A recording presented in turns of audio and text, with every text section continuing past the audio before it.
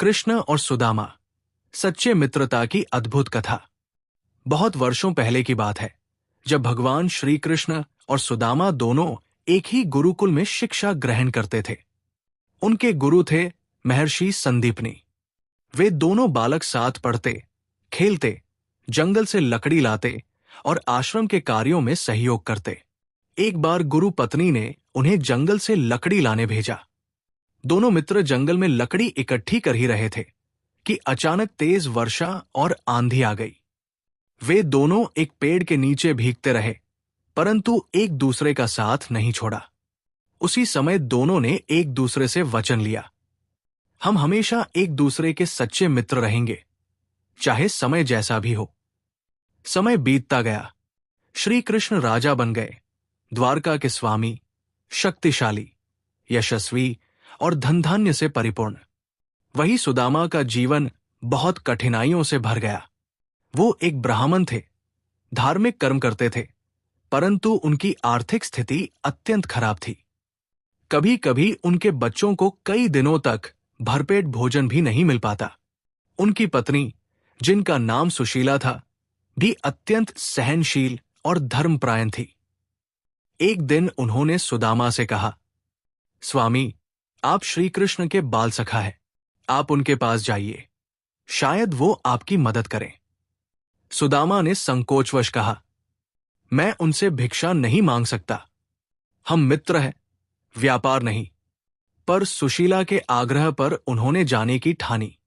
घर में कुछ भी देने को नहीं था, तो सुशीला ने पड़ोस से थोड़े से पोहे, चिवड़ा उधार लिए और एक कपड़े में बांधकर सुदामा को देते हुए कहा, इन्हें अपने मित्र को भेंट स्वरूप दे देना, यही हमारे प्रेम का प्रतीक है।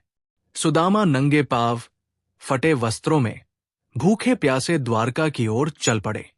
रास्ते भर वो श्री कृष्ण की बाललीला, मित्रता और अपने दिन याद करते रहे।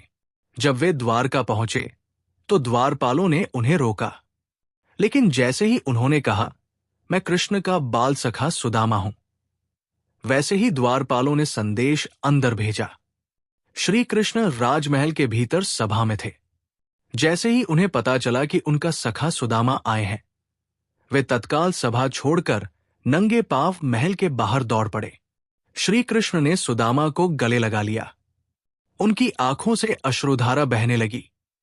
वे सुदामा को अपने महल के अंदर ले आए, स्वयं उनके पांव धोए, उन्हें राज सिंहासन पर बैठाया, रथ सवारी कराई और राजसी सत्कार दिया।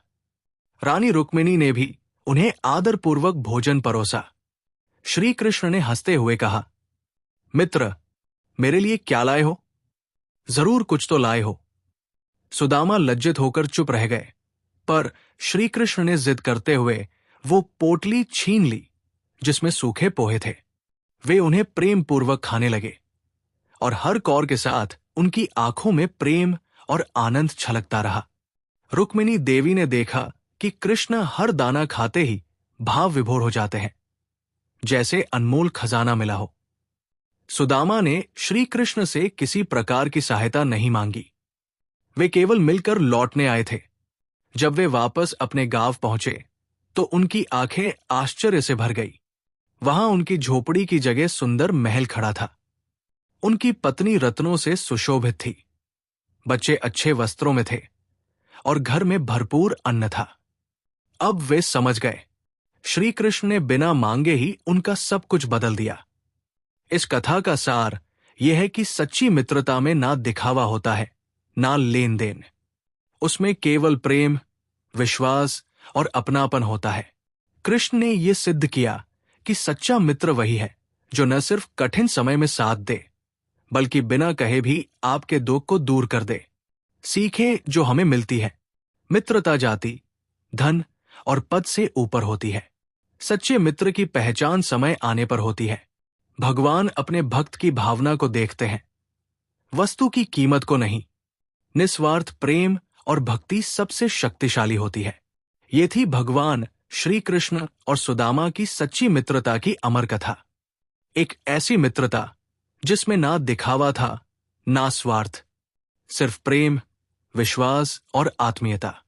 अगर आपको ये कहानी पसंद आई हो तो लाइक करें, कमेंट करें जय श्री कृष्ण, शेयर करें अपने सच्चे दोस्तों के साथ और सब्सक्राइब करें DSC फैंसी टेल्स, जहां हर कहानी बनती है एक जीवन की सीख। बेल आइकन दबाना ना भूलें ताकि आपको हर नई प्रेरणादायक कथा सबसे पहले मिले।